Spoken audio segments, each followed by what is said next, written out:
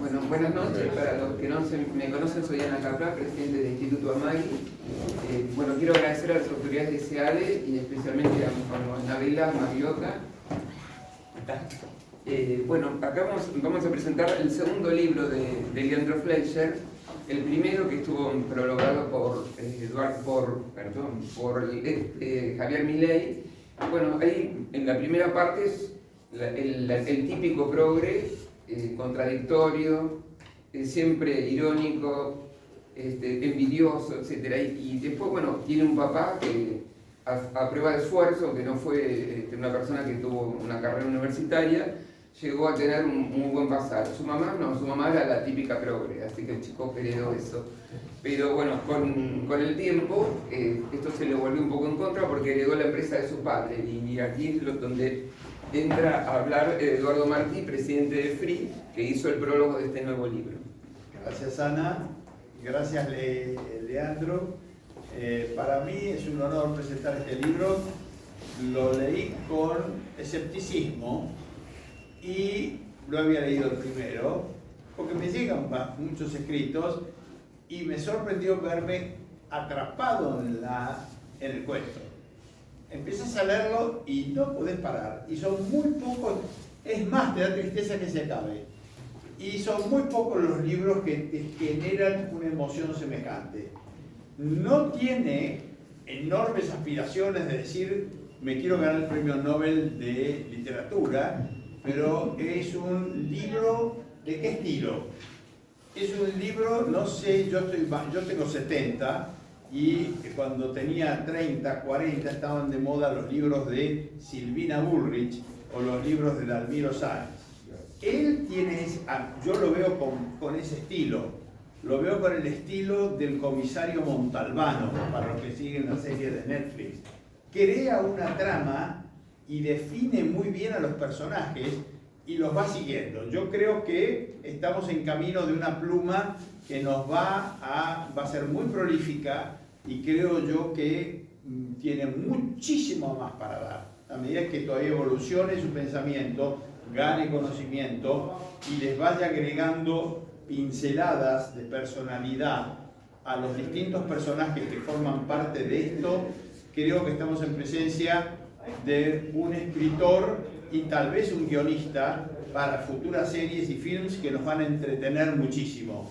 El cine argentino a mí nunca me divirtió mucho, pero reconozco que algunos relatos sinceramente me han entretenido mucho. Y yo creo que Leandro está en esa senda. Y que a medida que siga escribiendo, si tiene la contracción al trabajo, profundiza en los personajes, va a estar escribiendo libros y guiones que nos van a hacer sentir muy orgullosos. Inventó un personaje que se llama Ariam, ¿no es cierto? Sí. ¿Te puedo preguntar por qué inventaste ese nombre? En el primer libro está, la madre era muy New Age, toda la cosa india, ¿no? Viajaba mucho a la India y sacó el nombre de ahí. De hecho, la madre también tiene un nombre, por el estilo que es Lakshmi, y cada uno tiene su propio significado. Bueno, muy espiritual, Eduardo. Viene, no, creo serlo, pero digamos de un perfil un poco distinto, ¿no? Aquellos que contraponen el espíritu con la materia tienen un perfil específico. Yo los integro y trato de que el espíritu surja de esa integración. Ricardo, el hijo, el papá de Ariam, es un tipo muy criollo, muy dedicado a hacer guita. Un poco de plata, pero a la manera antigua, laburando, pensando, negociando, creando valor. Un buen comerciante, un buen libanés, un buen fenicio, un buen judío, un buen, los que terminan en yan, armenio, un buen turco, un buen tano, de esos que saben negociar, que se sientan con vos, miran y ¿quién es el que gana plata en el mercado? El tipo que ve diferencias de precios. Eso está barato allí, acá está caro. Y ajusta el mercado. El mercado lo premia dándole plata, ¿por qué? Si está barato allí, ¿qué quiere decir? Que el bien sobreabunda. Y si está caro aquí, ¿qué quiere decir? Que el bien escasea. ¿Qué hace el tipo piola? saca los bienes de donde sobreabundan y los llevan a donde escasean y lucra con la diferencia de precio, pero está ajustando el mercado. ¿Qué tal? Está dando un servicio buenísimo. Entonces, el papá, don Ricardo, tiene ese estilo. Y él no hace falta que cuente toda la explicación económica, lo define, lo muestra a Ricardo laburando, levantándose temprano, inventando una compañía con 3 sucursales, generando y dándose la oportunidad de vender toda clase de electrodomésticos y estando en las novedades, armando una empresa prolija, con la contabilidad prolija, con un buen marketing, entrenando a sus recursos humanos y a sus gerentes con inteligencia. Y él lo define en 2 renglones, pero te vas dando cuenta la imagen del tipo detallista, del tipo que honra y paga sus deudas a tiempo, que negocia duro, pero una vez que tomó un compromiso lo va a cumplir. Entonces tiene crédito por su sola palabra. Sabes que no te va a cagar. Sabes que el tipo dijo y va a hacer. Y si tiene algún inconveniente te va a llamar por teléfono y te va a decir, che, lo puedo pagar, te pago el mes que viene, con tal fecha y agregamos un interés si querés. Pero está en el mercado y ha logrado crear una linda empresa que a mí me encantó, don Ricardo. Pero le falta meterse en los temas espirituales porque desconfía un poco de la filosofía, de la psicología, de los temas abstractos. Es un tipo práctico. Y busca una mujer que ocupa ese espacio, no tiene mucha autoestima, necesita llenarse de palabras voluptuosas y generales. Esa es la impresión que me da la mujer. Y lo contagia al hijo, como el sentido de culpa, al padre, laburas todo el día, no le das mucha bola a la familia, ponete. Garpá, nuestras excentricidades, nuestro viaje, nuestro gusto, pone la billetera. Y el tipo, con tal de que no lo cargoseen, etcétera, se pone.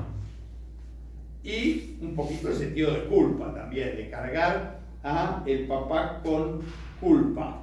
Y el chico también, a un chico le podés, sorry si hablo de más, vos me frenás, vos sos el artista acá, pero a mí me entusiasma describir lo que yo leo en un librito así, pero el tipo en 4 plumazos te describe esta situación. Y el tipo, lo que hace, hay padres que no le dan responsabilidades a los hijos. ¿Quiénes son los hijos más felices? Los hijos a los que los padres se encajan responsabilidades. Sacá la basura, llevá los platos, lavá los platos, haces esto, ay no, pobrecito, se va a enviar. No, pero ¿cómo? No puede, no quiere. El chico tiene que sentirse útil y tiene que sentirse capaz. Y para eso le tenés que asignar tareas y lo tenés que retar y limitar si el tipo no cumple. Es parte de tu contrato familiar, labura viejo. Yo no tengo la obligación de formar parte de una familia, acá hay una parte contractual. Y el chico se va nutriendo, se va sintiendo importante, aprende a hacer cosas. Si no, no aprende un cuerno, si lo sobreprotegés, lo tenés siempre en el nidito calentito, no hagas nada. Tendemos a hacer eso. ¿Quién padre no quiere a sus hijos lo mejor y no quiere que sufran y no quiere que... No es bueno. Es bueno tirarlos a la hoguera, andá y quemate, andá y fogueate un poco, tratando de que no se mueran en el intento, pero es bueno. Este padre le da todo y la mamá, pobrecito también, ¿qué le sale? Un zurdo militante, un progre. Entonces, y el flaco en el fondo reciente lo quiere al padre, lo respeta al padre y lo admira, pero tiene que encontrar el elemento de diferenciación. ¿Cuál es? Capitalismo es malo, la globalización es malo, si toda la guita, y en realidad la teoría de la plusvalía, la teoría de la explotación, las empresas deberían ser públicas, no privadas, no deberíamos buscar el lucro, y papá, vos te esforzaste demasiado, te sacrificaste mucho, pero al mismo tiempo la guita no lo es todo. Padre se defiende, alguna empresa rentable, está bien administrada, armete sucursales, los gerentes son competentes, saben llevar las cuentas, son honestos, están bien remunerados, sí, pero hace mucha diferencia entre los gerentes y los demás trabajadores. Acá deberíamos establecer algún mecanismo de redistribución de ingresos, de igualitarismo. ¿Qué es esto de que unos ganen fortunas? ¿Qué es esto de la meritocracia? Estos por ahí saben un poco más y se desempeñan mejor porque tuvieron la suerte de estar en un hogar más justo, lo que fuera, pero no es consecuencia de ese carácter. Exceso de amor, sobreprotección, Pero, don Ariam, autoestima, que te la tenés que ganar con toma de decisiones y acertando, 0 al as. Responsabilidad, 0 al as. Se levanta a cualquier hora, su higiene es dudosa, no toma control de su propio cuerpo. Productividad, 0 al as. Metas y propósitos. Cuando le preguntaban a Ayn Rand, describa usted una persona inmoral. La persona más inmoral es a man without a purpose, un hombre sin un propósito. Ese es el ejemplo de inmoralidad. Y él lo muestra. Es decir, si quedas sin propósitos, entras en una espiral regresiva que querés quemar el mundo. Querés que, en una espiral nihilista, querés que todo desaparezca. Entretenimientos superfluos, Maximito con los juegos electrónicos y entonces se ve la evolución. El papi se retira y le dice, me tienen cansado, me llevo 5 palos, vivo de renta, toma viejo, aplica tus teorías, te dejo la empresa, con un doble propósito, show me que de qué sos capaz, a ver qué haces papi, toma la empresa, no me jodas, yo me voy con la patrona a disfrutar de mis palitos, me voy a viajar por el mundo, voy a escuchar mi música, me voy a la playa, me voy a pasear a París, te haces cargo de la empresa. Pero por supuesto, papá. Y ahí enfrenta al mundo. Y enfrenta al mundo con honestidad intelectual, porque realmente cree que las teorías que él aprendió en su militancia política las puede aplicar. Y ahí es donde este hombre, con una maestría sencilla, sin un vocabulario fácil de leer, muy divertido, vas viendo paso por paso lo que ocurre y lo podés ver, estás ahí. Estás en la fábrica, estás en los diálogos con los gerentes, estás en los diálogos con los clientes, estás en el diálogo con su novia y vos ves la reacción ante la realidad. Ya no hay un colchón entre él y la realidad, papá. Ahora está él y la realidad y a raíz de eso empiezan a verse las consecuencias. Y realmente con un espíritu benevolente está la descripción, porque no termina en suicidio. Hay un happy end, me encanta, pero es un end justiciero, de los que a mí me gustan. Es decir, la justicia triunfa, lo correcto triunfa, lo que permite enderezar el camino y tener perspectivas. No es un final que te amarga, es un final de decir, hicimos todo como el cul, caímos en plena decadencia, estamos en el fondo del mar, ok, ¿cómo arrancamos de nuevo? Y lo deja planteado, es un poco el ejemplo de lo que podemos hacer en nuestro país. Primer país del mundo, 117, ahora no sé por dónde andamos, en el fondo del mar, ok, hemos sido unas bestias, hemos hecho todo mal, equivocamos todos los valores, estamos en el fondo del mar, no es hora que empecemos a pensar, estamos en primera D, empezamos con el campeonato y tratamos de ordenar el equipo a ver si logramos el primer ascenso. A mí me dejó esa sensación. Así que disfruté muchísimo y sinceramente I can't wait to see his next work. Me encantaría ver lo que es capaz de inventar en el próximo, porque estoy seguro que me voy a divertir. Tercera parte de este, no. Tercera parte. Haga lo que quiera. No. Inspírese. Muy, muy libre divertido. Léanlo, llévenselo en una vacación. Es fácil de leerlo, leen en un día o 2 días, está completamente leído asimilado. Así que gracias por la invitación, me encantó hacer el prólogo y me divertí mucho. Muchas gracias.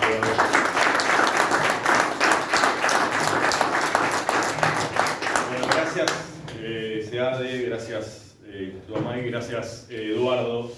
El prólogo también es muy bueno, el prólogo, bueno, lo que acabo de decir también, yo la verdad me quiero ir ya. ¿Qué más agregar? Pero bueno, me acuerdo cómo empecé a escribir este libro. Primero había escrito el primero, Relato de un Progre, prologado por Milei, hace, ahora no me da ni bola, 2017. Fue en el 2017, sí. Y bueno, ¿quién fue? Cari, creo que empezó a decirme, Walter también, empezó a decir, hacete la segunda parte, necesitamos una segunda parte. Y digo, ¿qué carajo puedo agregar? Porque el primero son más que nada las contradicciones. Y la segunda parte, digo, ¿qué voy a escribir? se me ocurrió decir esto, lo que dijo él. Todo lo que yo opino lo aplico en una empresa. Todo lo que yo digo que en un país, en un estado puede funcionar, lo aplico en la empresa. ¿Y por qué se me ocurrió? Digo, bueno, una empresa, uno no tiene una máquina para hacer plata. Tiene un presupuesto limitado. Y todo se ve, todo se entiende a la perfección. En un estado uno puede endeudarse, puede echarle la culpa a otros empresarios, a los empresarios en general, o a algún país extranjero, o emitir y O la patear la pelota pandemia, para adelante, o la pandemia, la sequía y Ucrania. Entonces, en una empresa eso no puede pasar, no se puede disimular de ninguna manera. Entonces, bueno, vamos a aplicarlo, pero a fondo, y no me importa nada. O sea, no me importa ni el presupuesto. Vamos con inclusión. Vamos a incluir empleados, no importa por qué, no importa a qué se dedican, qué hacen, qué estudiaron, nada. Vamos a ponerlos. ¿Por qué? Porque son de minorías oprimidas. Hay un contador, el papá se desentiende de la situación, como explico, pero hay un contador que trata de, cada tanto, hacerlo entrar en razón. Al contador, que es el que trata de hacerlo entrar en razón, lo demoniza. Todo el tiempo es como que lo escucha, pero le entra por acá y le sale por allá. Entonces empieza a meter gente de minorías oprimidas, no sé, indígenas o trans, no sé, lo que él considera una minoría oprimida. Y mete empleados, así empiezan a caer de a centenas, y bueno, la plata se empieza a ir. También quiere hacer un control de precio. Cuando la empresa ya está destruida, no sé a qué les hace acordar eso, ¿no? Pero la empresa está cayendo por todas las políticas que viene aplicando, mete un control de precios en contra de la opinión, obviamente, del contador. ¿Control de precios qué es? Mantengamos incluso en un contexto inflacionario. Bueno, imagínense cómo esto empieza lo que empieza a pasar. Y él también empieza como a ponerse al principio del lado de los trabajadores, ¿no? Obviamente, todo lo que hacía él antes, que era estar en manifestaciones, opinar, estaban en distintas organizaciones, opinaba en las redes sociales, lo que llaman el progre de café o algo así, ¿no? Café de la Paz. Sí, y bueno, él empieza a decirle a los trabajadores que él está de su lado. Ahora, con todas estas políticas él las hacía con buenas intenciones para estar del lado de ellos. Imagínense qué empiezan a opinar los empleados cuando, como Del Caño o Castañeira o todos ellos, empiezan a pedir que haya 2 o 3 empleados por puesto. Esto es una propuesta real, que haya creo que 2 empleados por puesto y obviamente que no se les pague la mitad a cada uno, que se les siga pagando el sueldo entero a todos. Entonces imagínense lo que los otros empleados, él no puede hacer eso, financieramente no puede, entonces le dice, bueno, vamos a tratar de igualar los salarios en el mismo puesto, incluso puestos gerenciales. Bajamos a los gerentes y redistribuimos. Exactamente. ¿Por qué? Porque uno es trans o lo que sea. Entonces imagínense cómo empiezan los empleados a ponerse. Entonces él empieza a decir que está con los empleados, empieza a aplicar todas esas políticas, supuestamente son para ayudar a los trabajadores, y se termina poniendo a los trabajadores en contra, ¿no? Entonces, todo lo que él hacía antes, huelgas, o apoyaba huelgas, no le iba, porque él antes trabajaba con el padre. Entonces, todos se lo empiezan a hacer a él. Entonces él no entiende nada, está confundido, está frustrado. No entiende qué está pasando. No lo entiende. Todo el mundo lo entiende, pero él no, porque tiene la cabeza comida. Y está todo el tiempo como queriéndose mostrar diferente al padre. Al padre, de entrada ya lo empieza como a criticar con algo de disimulo, ¿no? Pero está todo el tiempo como queriendo llevarle la contra. Y de alguna manera también poner a los empleados en contra del padre. Cuando él agarra la empresa, vamos a decir, acá la cosa va a cambiar. La meritocracia no va más, ahora ya no va a haber gente fría, ¿no? en el poder, digamos. Voy a estar yo, que voy a estar siempre del lado de los trabajadores. Ahora, empieza a tener responsabilidades que antes no tenía. Supuestamente sí, porque era el subdirector en el primer libro. Pero bueno, iba a manifestaciones, faltaba, no hacía nada y no aprovechó la oportunidad de aprender del padre. El padre en el primer libro sí, él no era un tipo de plata, pero aprendió de su jefe y así fue como hizo. Él tenía una oportunidad de oro y les aprovechó por todo lo que contó él antes. Entonces todas estas responsabilidades que tiene ya una empresa de por sí, se le agrega las restricciones estatales, que él tanto festeja, que él tanto aplaude, y ve que eso se le empieza a venir en contra. Y esto me hizo acordar, y le agradezco en parte a Brancatelli, porque me inspiré en él, En el supermercado. en esa parte, lo del supermercado. Él siempre, todos los días, en la televisión, en la radio, donde sea que aparezca, donde fuera que apareciera, él hablaba a favor de todo eso. Y de repente le tocó tener un supermercado y lidiar con todas esas regulaciones que él pedía y terminó cerrando y terminó exigiendo que pararan, ¿no? Que prácticamente, no sé si que se derogaran todas esas leyes, que no podía, obviamente después él siguió pensando de la misma manera, o dice que siguió pensando de la misma manera, Hace como que... porque es como el negocio de él. Entonces, ahora, el tipo cada vez que tenía algún problema, ¿a quién recurría? ¿A quién recurría? ¿A la novia o a la madre? Al padre no se animaba a enfrentarlo, porque cada vez que tenía un problema le daba vergüenza la situación. La empresa era una empresa que estuvo décadas, y él la empieza a llevar en un tobogán en meses. Entonces, ese apoyo moral que le da la madre, que es lo que decía él, o que le da la novia, y que le da la razón en todo, ¿no? Los empleados son todos unos egoístas, el contador es una basura, todo menos yo, ¿no? También no sé a quién me hace acordar. Todo menos yo. Bueno, él ni siquiera se animaba a hablar con el padre. Y la madre y la novia le tiraban más leña al fuego.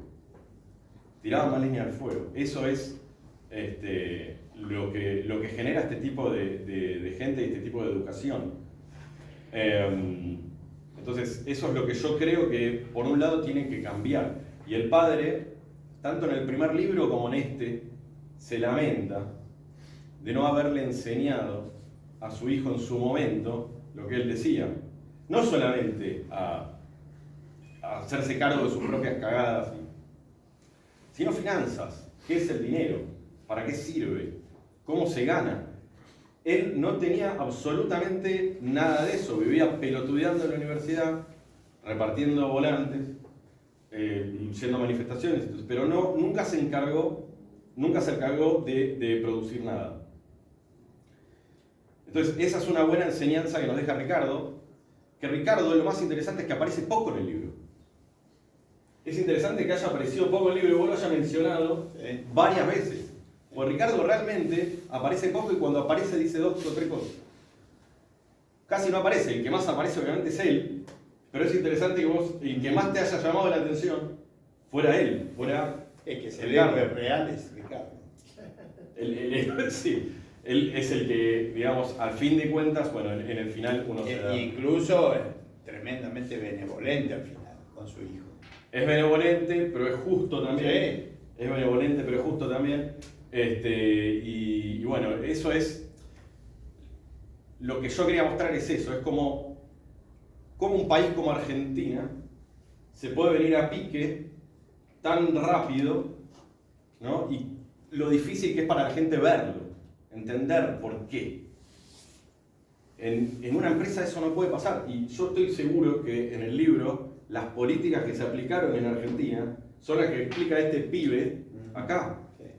Pide préstamos al banco todo el tiempo, ¿no? O sea, el banco ya no le quiere dar. Y obviamente ya no sabía de dónde sacar plata.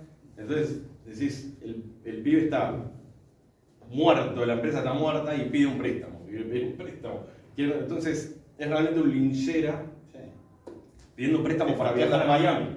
Se faltó la parte de que cuando lo trata de llamar a Vudú y le dice, che, ¿por qué no ponemos una imprenta?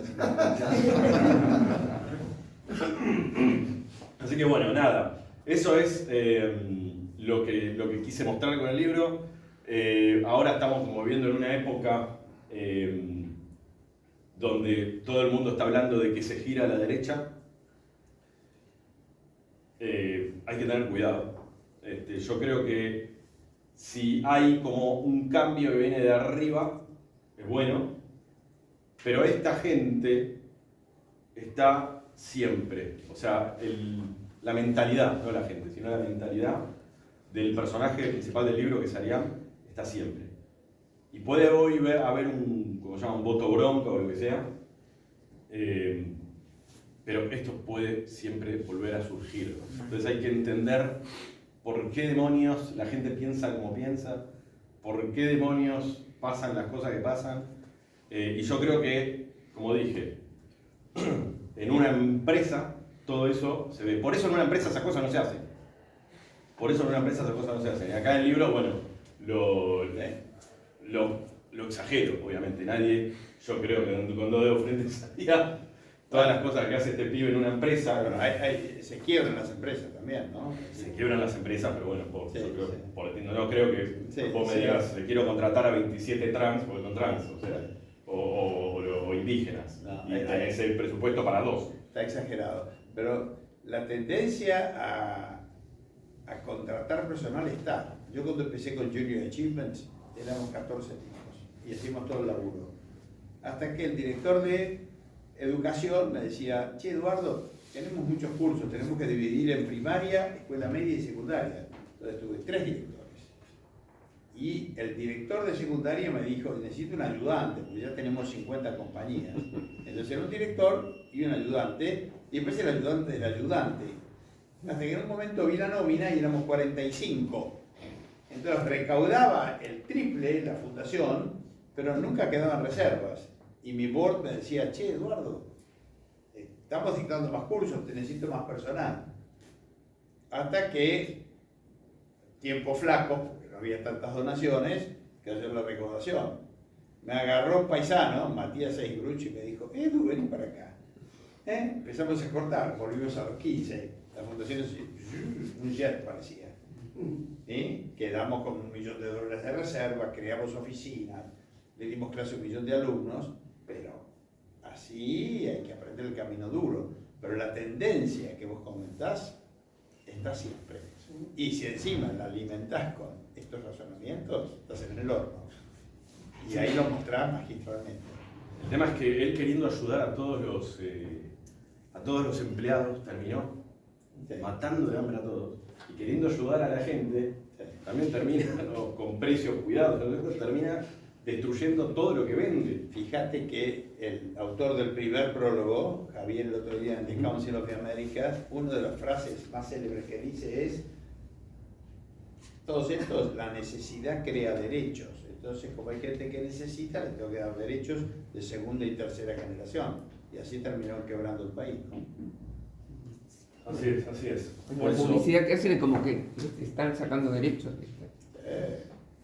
Sí. Hoy en La Nación un artículo dedicado enteramente a explicar eso. Cómo No, las propuestas están eliminando derechos. Avanzan sobre los derechos. ¿De quién es? Tan ¿De quién es el duramente. artículo de La Hay 4 colaboraciones, no me acuerdo el apellido. Pero mírenlos, están. Mira, para decir eso, para que están eliminando derechos. El tipo no entiende lo que es un derecho. Para mí es un gran libro, señores. No sé si te quedó diálogo vos. Si no, seguir. simplemente. No, si quieren alguna pregunta y nada más. Y comentarios y. Comentarios. Abrimos el juego. Pero merece un aplauso.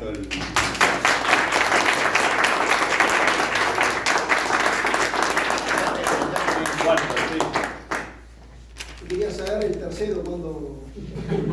Ya preguntaron. Sí, ya dije, claro. Tercero de esto, yo creo que el libro ya tiene un final. El anterior puede ser que me dijeron. Probó de su medicina. Claro, ya tiene un final, vamos a dejarlo ahí. Vamos a ver, tiene un final, sí. Ahí me dio la impresión por lo que contabas que el eje del desastre es el buenismo, que sería como la atrofia de la bondad. Exactamente, exactamente. Las intenciones son buenísimas. Pues yo los divido a estos tipos en dos. Están los chantas, ¿no? Que yo creo que son los que están principalmente son diputados, o yo, que saben que dicen cualquier cosa, igual nunca van a gobernar, tienen ese puesto, la gente lo aplaude, ganan plata.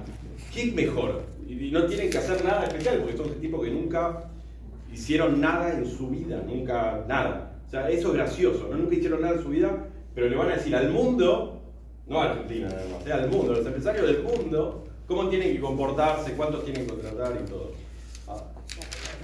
Lo que tenés también ahí es un poco lo que él ataca, es la tesis bergogliana de la Iglesia, la idea de que es más difícil que un rico llegue al reino de los cielos que un camello pase por el ojo de una aguja, que el pobrismo. El otro día lo que dijo Bergoglio en España, creo que no Es terrible. Es terrible. Lo que... Entonces, es un poco esa tesis, que el ganar dinero es inmoral, el dinero es el estiércol del diablo. No, pero Entonces, ¿qué fue? la idea del altruismo es que sacrificarte por los hermanos, el bien común por encima del bien individual y en contraposición, chocando. Que buscar tu propia felicidad es un poco un pecado. Tenés que sacrificarte o por Dios, o por la patria, o por quien fuere. Y si tenés que dar la vida, tenés que darla. Y además no tienen la menor idea de cómo se crea riqueza, no tienen la menor idea. Y si la tienen... Lo interesante de esto es que en 30 páginas, ejemplificado en una relación familiar en una empresa, tenés el código moral. Ataca el código moral altruista de Comte, de Kant, en una novelita, porque son 100 páginas. ¿Cuántas tenés? Sí, son 88 páginas. 88 páginas por ejemplo. Entonces es muy fácil de ver. Es una habilidad rara. Y yo creo que está muy bien plasmada. Si no lo leyeron, compren el libro, vale la pena. Realmente es una joyita. Y yo creo que tenés que estar pensando en cómo creás una novela incluso más gordita y con más cuerpo para entretenernos más todavía. Es un problema de la creatividad y el tiempo, pero igual no te parece mejor lo que dijiste antes, una obra de teatro. Yo esto volcado, no sé, me imagino, con los actores nuestros incluso, qué sé yo, no te digo un Darín, pero un Franchella, que se pinta en una situación así, Y un Lamotte, o el padre, o lo que sea, es una joya. Esto bate récords de venta. Leandro, ¿podría ser basado en los libros, los guiones, para una serie para Una Netflix? serie, claro. Se vende un montón de Sí. tipo de contenidos. Gabriel va a ser el guión. Lo tiene que trabajar Gabriel. Claro. Ya es un productor igual o director. Escribile a mi homónimo, ¿A quién? a Rubén Fleischer, ¿Quién es? el director de cine de Hollywood. O se lo No sé, presentás, no sé. te lo Sí, presentás hay a Oliver Fleischer. Colker. Está muy Cuando bueno, aparece hay en un Fleischer. en 3 páginas, yo aparezco en la quinta. Pero millonario, ese productor en Hollywood, ¿cómo se llama esto? Gabriel cobran peso. Bueno, por dólares, no sos tan pro. Yo te lo pagaba. Yo te conozco de chiquito. No, pero el buenismo es una buena, es verdad. Es buena Es verdad porque es la buena intención que tienen. Está a lo largo de todo el libro, realmente de corazón los quiere ayudar. Y te das cuenta y se pone nervioso y se enoja cuando ven que él los quiere ayudar y sin embargo los tipos se enojan con él. No entiende nada. Pero sí, es verdad, es todo parte de esa ideología.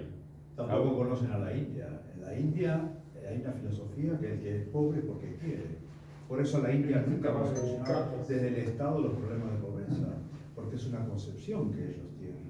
Vos naciste así, pero tenés que salir. Claro. Salvo que te toque la casta, digamos, con los intocables y demás. Eso es inmovilismo total.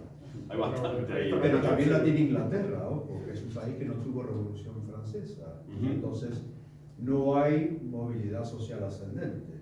Pero si quieren ser progres invocando a la India, la verdad que... Sí, por eso decía. No, No, pero eso lo que es lo que una dijo cosa muy el- espiritual de la madre. Lo que dijo el Papa último fue, la ahora lo profecía último, acá, estaba que Sí, dijo sí, que la India es es un que medio que cuando el empresario ya no trabaja, se transforma en un especulador, en un rentista, como si no tuviera derecho a... Bueno, a vivir de lo que él hizo. Acordate que en la iglesia el préstamo a interés estuvo prohibido durante siglos, hasta que lo rehabilita Tomás de Aquino.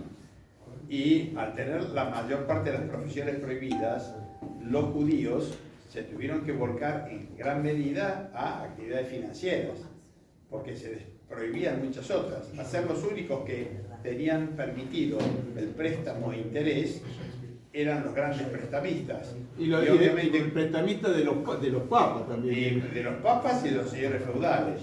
De los Y estados en general. y si vos le debías mucha guita la hipocresía de la iglesia. a un judío, un muy buen mecanismo de desacreditación era llamarlo agiotista o especulador. Vieron el mercader de Venecia. Sí. Entonces, y escribir acerca de los sabios de Sion. Entonces, recién la iglesia permite el préstamo a interés con Tomás de Aquino, que saca un trabajo que se llama Trinus Contractus. Porque el préstamo a interés, si yo te doy una manzana a vos, lo que decía la iglesia es, lo que puedo reclamar es una manzana de regreso. ¿Por qué te voy a reclamar una manzana y una mandarina? Entonces, Tomás de Aquino dice, porque el tiempo tiene valor. Y además hay un riesgo en la operación que no puedes recuperar el capital inicial. Y además hay un riesgo de devaluación monetaria. Entonces, con esos tres componentes se justifica que si yo te presto algo, como tenemos un tiempo limitado en el planeta Tierra y durante un año no voy a poder disponer de mi capital, me tenés que resarcir premiándome con una recompensa adicional. Por eso el interés. Y si encima hay riesgo, a mayor riesgo, mayor tasa. Eso lo explica muy bien Tomás de Aquino. A partir de ahí empiezan a justificarse los créditos en los préstamos a interés. Pero mientras tanto, agárrate fuerte porque cualquier tipo que prestaba plata era un cretino y se tenía que hacer en forma muy disimulada. Hasta que los señores feudales y los reyes inventan el papel moneda, ¿no? Pero también aparece el concepto de usura. Claro. Bien. El Que ahí concepto de aparece usura. el concepto de usura. Te permito la tasa de interés, pero la tasa de interés que yo digo. Claro. Eso también la escolástica tardía también. La banca islámica tiene también prohibido el préstamo a interés y tienen unas estructuras de lo más peculiares como para poder armar una especie de ¿Aún hoy? financiera Alba. aún hoy. Ahí, Sí, si pues la ley buscas islámica es la ley Islamic superior, la ley Banking, superior. ¿cómo? Es la ley que legisla. Sí. Mira. Bueno, teniendo en cuenta que empezaron en el año 700, llevan unos cuantos años de retraso. De retraso. 1400. Otros siguen respetando las causas. Sí, pero es... Bueno, ahí él se queja del banco también, que no le quiere prestar más plata. Vos fíjate, esto es literatura, esto es arte, y como tal, es un combate de ético e ideológico, por lo tanto también, dentro del mundo del arte. Y si hay algún área que está en manos de progres y zurdos, es el arte. Entonces, esto es especialmente valioso. El que dibujó Porque ahí está- es un zurdo. O Oliver Colker con sus films, o este señor acá, está entrando en un área donde, no te digo estar en el CONICET, pero casi, está allí, está entrando en un área, así Leandro, que ¿tu personaje es un bueno o un cínico? No, es bueno. Es un bueno. Es bueno, no es cínico. Bueno, No es Taggart, digamos. No. Se la cree. Él se cree todo lo que dice. Realmente uno lo ve porque cuando está solo también lo piensa y habla con él y dice yo los quería ayudar y se pone a llorar. Lo que es todavía peor. Antes era muy arrogante, en el primer libro como muy arrogante, todo el tiempo, y ahora es como que empieza a llorar, ¿no? Pasa de la arrogancia al Pero son extremo. contradictorios. ahora, fíjate Fíjate, la tapa, ¿no? Está el Che atrás y está con la Apple ahí. Leandro, se me está ocurriendo una idea. El tercer libro puede ser la conversión del sujeto este. Porque hay una cosa que yo como liberal siempre he percibido y que no me resulta tan difícil acercarme a gente con un pensamiento de izquierda en la medida que es ese tipo, ¿no? No el cínico, sino el buenista. ¿Por qué? Porque en la medida que vos podés establecer una conexión en cuanto a los fines y al otro le empieza a hacer ruido el hecho de que sus medios no están funcionando, tenés una manera de entrar en diálogo desde ese lugar y mostrar otras alternativas y opciones, ¿sí? Va más allá del tema de lo utilitarista o lo ético o lo que fuere, eso va para Eduardo. Pero, digamos, se me ocurre, tal vez como idea, por supuesto puede llegar a ser un poco más complicado darle un espíritu, pero o por lo menos lo dejamos como pensando nosotros, ¿no? ¿Qué es lo que pasaría con tu personaje, con tu protagonista, en un encuentro con alguien que le mostrara otra manera de ver la realidad? A ver si en algún momento le cae la ficha. Porque eso es lo que tal vez como, digamos... Quizás que una conversión. El instante del clic. Que quieras hacer Leandro, ¿por qué? Y que después trate de convencer a los demás. ¿Por qué, mejor dicho, cómo es que él absorbe ese tipo de ideología estando en una casa donde el padre era un empresario y tenía la visión de crear riqueza y producción? ¿Por qué él toma esa ideología? Pues el padre no el estaba en la lavado de casa. cerebro, ¿de dónde le viene? De la madre. El padre, a ver, dos cosas. El padre primero no estaba en la casa, claro. La madre, él se juntaba con gente, también con amigos y organizaciones. Pensá que esta gente lo primero que busca quizás es dónde se siente cómoda. Después se cree sus propias patrañas. Pero si está en un grupo de personas donde él es carismático, es un tipo carismático, que sabe hablar, que se sabe relacionar, y en este grupo de personas lo admiran, lo aplauden, bueno, él se va creyendo sus propias patrañas, la mamá lo empuja, el papá está trabajando y se va creando el monstruo. Y además, Lea, yo creo que la cultura que impera es esa. Es decir, vos tenés que saber justificar tu derecho a la plata. Es decir, ¿te acordás del discurso del dinero de Francisco de Asconia? Sí. El tipo que no sabe y se justifica y se siente culpable en el fondo o no sabe explicar el derecho a su propio dinero, atrae como un cebo a otros animales depredadores que se van a acercar a limpiarte de la culpa. Entonces, el padre sabía hacer plata, pero no sabía justificar. Y tomar la rebelión de Eso es lo que Atlas. pasó en Argentina. Hank Rearden, el productor de cobre, tiene una mujer que continuamente le hace cargo. Estás dedicado a hacer guita, estás dedicado a qué sé yo. Y el tipo, para que no hinche, le da plata, le mantiene al hermano que es un zángano. En Hank Rearden, en la rebelión de Atlas. Entonces lo mantiene, le reparte plata, pero en el fondo el derecho moral que él tiene a su propio dinero, el dinero es un símbolo de tu capacidad de servir al mercado, ¿no es cierto? Entonces, sí, ¿quién es el héroe? Le hacen una pregunta random en una conversación, le dicen, ¿quién es el mayor héroe social? A ella no le gustaba la palabra social. Ella dice, si yo tuviera que encontrar alguno, es el empresario, no el inventor. El inventor inventa, pero el que lleva la práctica al mercado y que nos da todos los servicios y comodidad que a nuestro alrededor, es el empresario, que encuentra una oportunidad y abastece a la gente.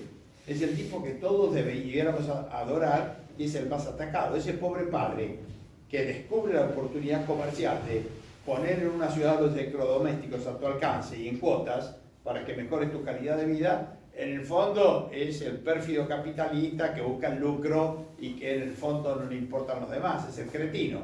Entonces el hijo un poco juega ese rol. En una empresa terminan respetándolo más a él que al hijo, que era el que supuestamente lo quería ayudar. El otro quería que trabajaran, pagarle y sacarlo.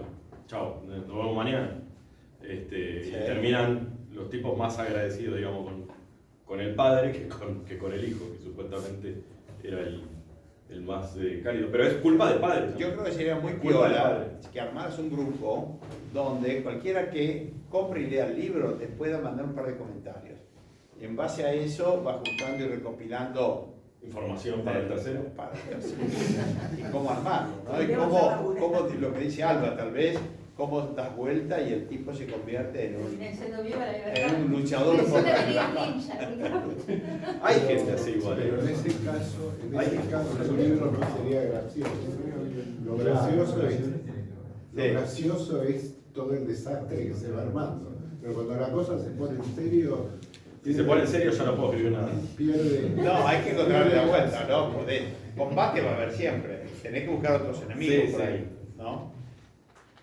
Claro. A mí me causa gracia, por ejemplo... Allá al fondo hay. Tengo dos preguntas. La primera, después de lo que fue tu elección para el prólogo, el primer libro, Imagino que habrá sido todo un tema a quién ibas a elegir para que escriba el prólogo, el segundo. Sí. Entonces, primero te quería preguntar si lo estás ya postulando como próximo Eduardo. Y la segunda, para los dos, dado el momento en el que estamos, ¿cómo se imaginan un posible gobierno liberal en el país en el que estamos? Bueno, porque, a ver, primero, o sea, ¿por qué si lo postulo a él decís? No, yo lo voto. ¿Por qué lo elegí? Porque yo lo sigo a él desde hace mucho tiempo y creo que es uno de los pocos que nunca me defraudó. Puedo estar o no de acuerdo con algunas cosas. De hecho, me dijo que con el primer libro algunas cosas no estaba de acuerdo, después me sabrá decir qué.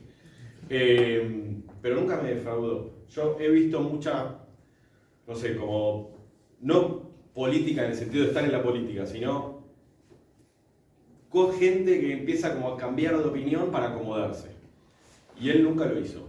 Entonces mantuvo siempre esa seriedad y esas ideas firmes, nunca las cambió, por más que esté de acuerdo o no. Más allá que obviamente con la mayoría estoy de acuerdo, porque Del Caño también mantiene se mantiene firme en lo suyo.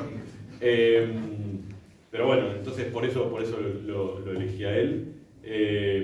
Presidente quizás en 4 o 8 años. Demasiado viejo ya. Llegué tarde. Mirá atrás.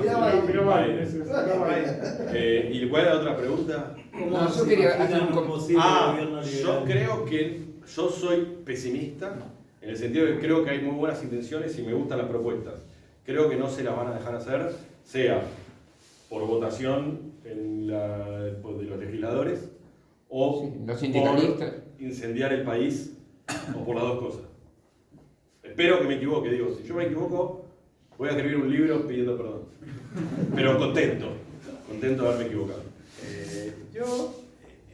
Yo tengo 70 y no tuve ningún gobierno medianamente decente, excepto el turco, que más o menos puso un poco de estabilidad con sus actos de corrupción y con toda la carga peronista que arrastraba, que obviamente era nefasta, pero dentro de todo tuvo un poco de sentido común y te enroscaba la víbora, charlaba con él y era un encantador de serpientes y creó un clima de inversiones y de mediano progreso. Eso fueron 10 años. Obviamente se le derrumbó porque le faltaba sustento también.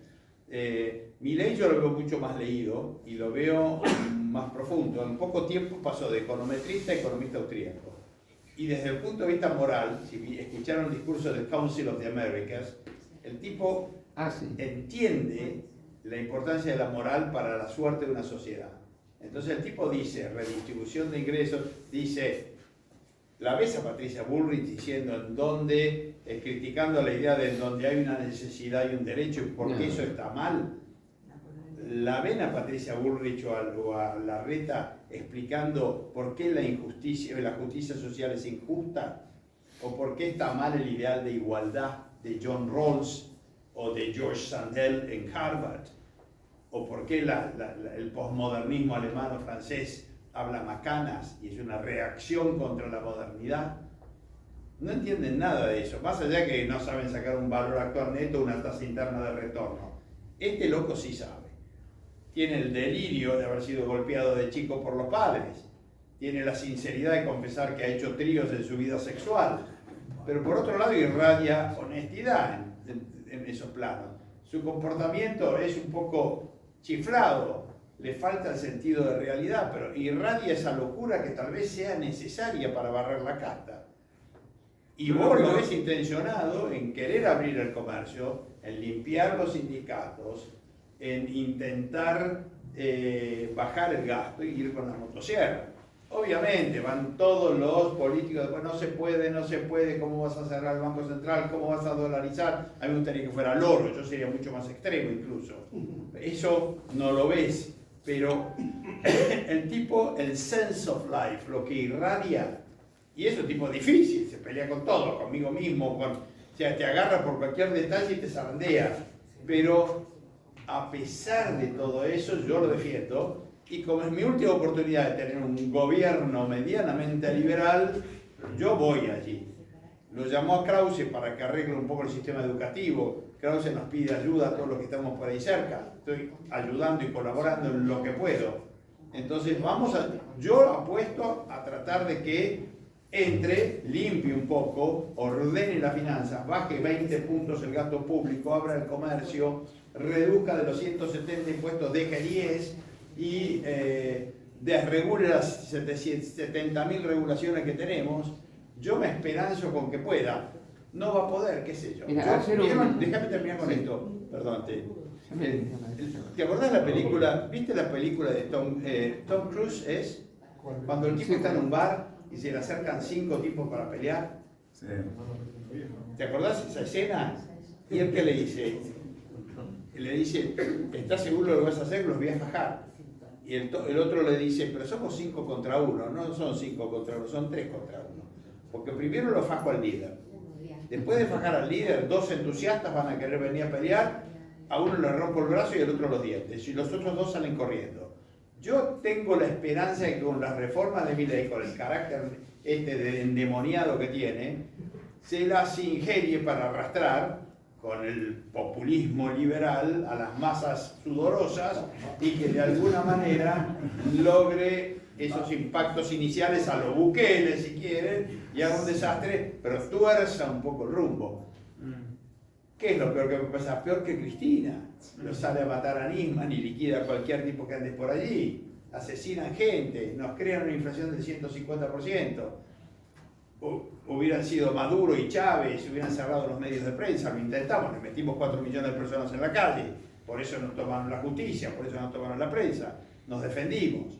Peor que esos, este chiflado, ¿qué es lo peor que puede hacer? Que lo tengan que echar.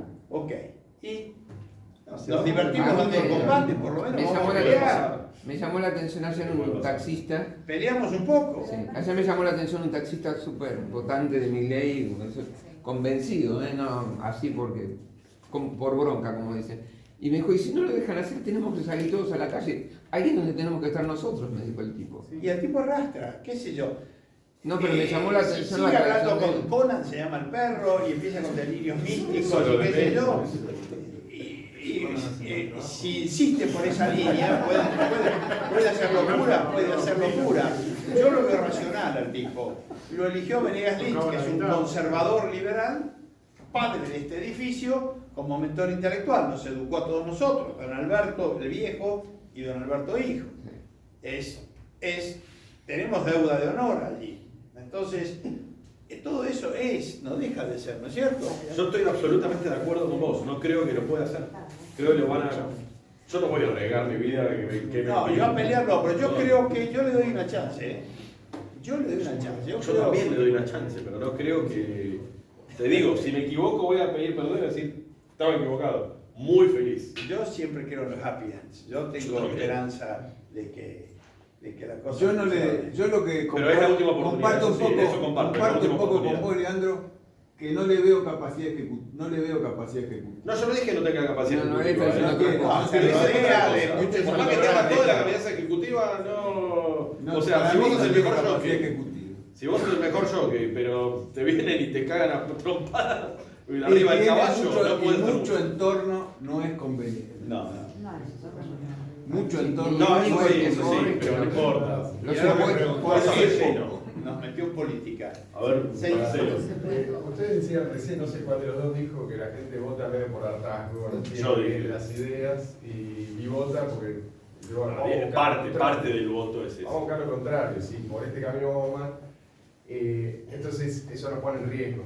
¿Sí? En el futuro, por alguna razón, pueden decir, vamos a votarlo. Si no entienden cuál es el origen del problema, tampoco van a entender por qué tal solución es la correcta. ¿Sí? Entonces, ¿cómo se cambia eso? ¿Hay alguna forma? ¿Qué ingeniería genética? ¿Qué es lo que hay que hacer? Yo creo que es así. Inteligencia artificial. Por eso creo que el cambio siempre, ojalá sea de arriba para abajo. Yo siempre era lo que decía, pero yo creo que es de abajo para arriba. Y es así, el padre en vez de estar trabajando todo el día y la madre ocupándose de enseñarle finanzas, creo que la educación tiene que enseñarse finanzas, lo que es el dinero, cosas que no se enseñan. Y tenés que saber defender por qué un hombre tiene derechos a su vida, a su propiedad, a la búsqueda de su felicidad y que no es un animal de sacrificio. tenés que saber explicar por qué las relaciones de sapiens racionales son de seducción. Vos me haces sentir bien, yo te hago sentir bien, y no de violación. Si vos no me haces sentir bien, yo te hago sentir mal. Entonces, si no sabés explicar por qué un hombre tiene derechos, antes lo explicaban por el lado de Dios, y le decían yo no creo en Dios, ¿quién es ese fantasma? Se quedaron sin argumentos, ganaron bolches y fachos. Tenés que saber explicar la relación que existe entre la capacidad de pensar y por qué el hecho de que pienses te otorga derechos, y por qué los animales que no piensan carecen de derechos y los morfamos. Entonces por benevolencia tratamos muchos de respetarlos y cuidarlos, pero en sí un ser no pensante carece de derechos. Es muy difícil esa discusión teórica. Entonces, si aprendemos a defender desde el punto de vista ético el derecho de toda persona a vivir para sí mismo, relacionarse con los demás contractualmente y sin sacrificarse a los demás ni pedirle a los demás, el egoísmo racional contra el altruismo del sacrificio, yo creo que ahí tenemos chance. Hoy yo les di una charla con Alex Braga, que está allí, a un grupo de YPOs brasileños, Young Presidents Organizations, vinieron 10. En el Four Seasons, los tipos se malcrían porque es todo barato acá para ellos, y el argumento era cómo transformamos nuestras sociedades. ¿Sabés dar el combate ético? Si no sabés dar el combate ético y lo querés justificar por el bien común, porque es lo mejor por la sociedad, ni te molestes, vas a perder. Trump va a perder, Bolsonaro va a perder, los conservadores católicos y nacionalistas van a perder. No va por ahí, no va por ahí. El derecho de toda persona a vivir para sí misma, esa es la parte ética. Y la parte epistemológica, la defensa de la razón humana contra el me guío por sentimiento, no puedo parar. Y sentí que lo tenía que decapitar y partir en 18 pedacitos. Y no me pude contener. Entonces, o explicamos que los tenemos que regir por la razón, sin descuidar las emociones, pero que las emociones no son guía para la acción, o estamos en el horno.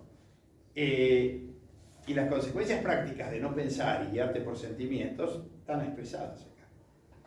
Esto es una joyita de arte linda, que debe inspirarlo por dos motivos. Primero, para ganar popularidad en el mundo del arte, el Milei del arte, sería muy divertido, puede hacer mucha roncha en cine y literatura. Y segundo, para educar, porque entra de otra manera con el arte. Para entender el primero hay que leer el segundo, hay que leer el primero. No necesariamente, pero ayuda. Ayuda es, digamos que es mejor, pero no necesariamente. Es como que leyendo el segundo, él leyó el segundo solo, de hecho. El segundo solo. Porque yo cuando se lo mandé... El que no leyó el primero, me hizo reír muchísimo el primero. Les aclaro porque por ahí hay muchos que no lo leyeron. El segundo tiene, bueno, esto es como un arco. No me lo digas, ¿no? Pero digo, en serio, lean el primero. Bueno, y para Eduardo, ¿en qué cosas no estás de acuerdo? Me parece un compromiso, pero te voy a dar los títulos. Lo leí así, pero me llegó ayer. El libro el lunes, ¿no? El lunes, pero me lo entregó el portero ayer. Yo me olvidé de bueno, los dos libros se pueden leer en 2-3 horas cada uno. O sea, si tienen 2-3 horas lo leen. O sea, tanta información hoy que esto es nada. Ariam contra el trabajo negro, 10 puntos. El fin ecologista de Ariam, ese, para mí está bien, no tengo mucho que decir. Ariam contra la violencia de género, él no está a favor de la violencia de género, no. Pero la manera que lo encara, ahí se puede conversar un poco. Ariam y la estrategia militante, Ariam exige salud para su pueblo, estamos 100% de acuerdo. Ariam y las medicinas alternativas, se mete con la medicina alternativa. ¿Quién no provoca ninguna medicina alternativa? Entonces, ahí lo pelearía un poquito. El viaje a Cuba, estoy de acuerdo, viajé 5 años a Cuba y sé lo que es eso. Contra el capitalismo y la globalización 100% y el trabajo estatal 100%. Lucha por un mundo 100% orgánico. En cuanto es impuesto la organicidad de los alimentos, obviamente uno está en contra. Pero cuando yo veo a mí me gusta el cuidado de la salud, me divierte mucho el cuidado de la salud. Y todo lo que sean alimentos procesados pienso que te daña. Y cuando llegas a los 70 te das cuenta que lo que te metiste en el estómago determina tu calidad de vida y tu salud y cuántas operaciones tenés y cómo envejeciste. Lo encaré por otro lado, ¿no? Ya sé. Ariam contra la religión. Yo creo que la religión es una prefilosofía que llenó un vacío cuando no había explicaciones sobre el tema del mundo. Así que yo estoy en contra de la religión, ahí le doy la mano a Ariam. Pero obviamente... No, pero por otros motivos, ¿no? Sí, ahí está. Lo que pasa acá es que Ariam critica la religión, ¿no? A los evangélicos y qué sé yo, pero por otro lado él es como un religioso secular. Claro, secular, pero es un religioso. Baja a Dios, lo pasa al Estado. Claro. Pero, digamos, un poco por ahí, por el título, lo hubiera patoteado en un 5%, pero obviamente el contenido, el sense of life lo tiene 100%. Ariam y su derecho a ofenderse. Ariam quiere controlar los precios a favor de los humanos. Ariam contra las dictaduras militares. Hay algo que decir contra las dictaduras militares. Si vas a liquidar a un tipo, no lo tiras al río. Si haces un juicio que sean 24 horas, probás que el tipo es un cretino que asesinó gente y firmás la sentencia de muerte. Si tenés los huevos para tirar a un tipo al río, firmás la sentencia. No lo tirás al río, aunque sean 24 horas. No lo liquidás. Yo no liquido a nadie si no le explico por qué lo estoy liquidando. No me tiembla la mano, sería un buen criminal. Yo lo liquido con placer a muchos de los guerrilleros asesinos, pero firmo la sentencia, pongo a los padres y les explico. Si lo tengo que ahorcar, lo ahorco, pero firmo la sentencia. No lo hago por izquierda ni me escondo. Igual acá era el tema de la comparación, de que se criticaba las típicas dictaduras hechas militares, pero le gustaban las otras dictaduras militares. Está el tipo... El sense of life y el funcionamiento de su ética es perfecta. No te reprocho nada y por eso estoy acá sentado. Al contrario, me dijeron por qué lo peleaba.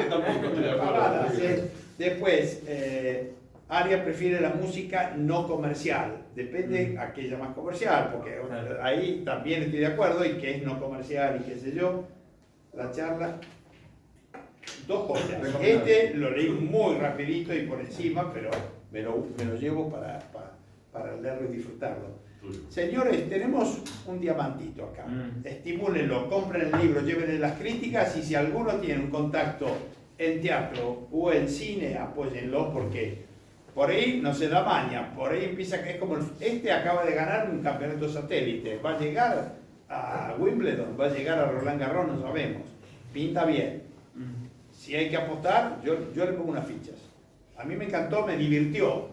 No hice esto por algo. Me divirtió leerlo, además no podía parar. Estaba leyendo algo, lo agarraba y lo volvía a sentar. Sentí tu escepticismo igual, me acuerdo cuando te lo... Sí, me voy a ver cuando lo leo.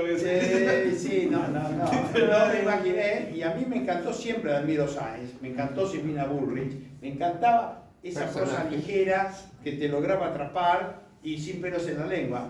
Irradia cierta inocencia el tipo, cierta bonomía, benevolencia que a mí me encanta, una actitud así. Irradia eso que no es un cínico y lo sabe transmitir y acá está. Es un poco el comisario Montalbano. El que no ve el comisario Montalbano, la serie de Netflix, no tiene perdón. No tiene perdón y es un bolche, es un zurdo el comisario Montalbano. Pero es una obra de arte como está constituida la serie. Bueno, para el tercero ya está el título. Ariam mañana dice basta. ¿Cómo es? Ariam mañana dice basta. De largo, doctor. Un aplauso y le damos al hombre.